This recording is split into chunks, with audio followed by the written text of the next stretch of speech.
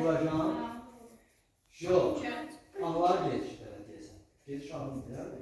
Şah görüş gəlirlər, Allah təslim olur. Mən yaxşı gəlsəm belə. Bax gəldim. Şah geçiş gəldi. Bu da gəldi.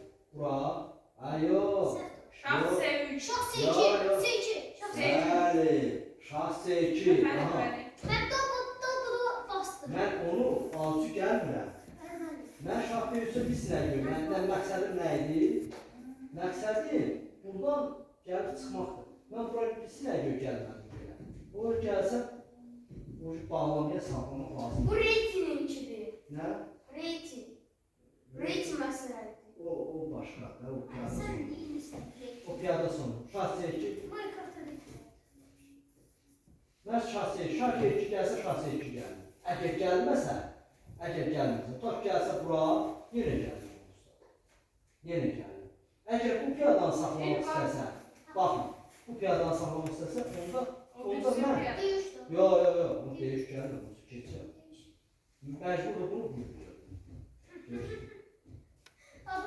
Piyada şahla, şahın gücü bir sinədədir. Şahın gücü öz piyadalarına hansısa bir vəziyyətdə kömək eləməlidir. O film var, bir de piyada kimi bir şey Deməli biz nəyə gördük burada? Bu iki dənə bax, bu iki dənə piyada, bir dənə piyada bu ikisini saxlar. Gördünüz mü?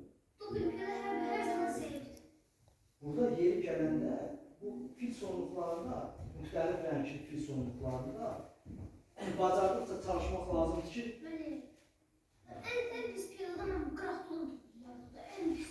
elə o Yine o vəziyyətlər var ki, ortalarda olanı bizler köməkli. elə vəziyyətlər var ki, olmur. Ben bəzən işimi görürüm. Birini veririm, birini mən dəyişdirmə başqasına. O birisi qalır, mən də arxada kalmışım. Elə vəziyyətlər var ki, gərək diqqətli olacaq.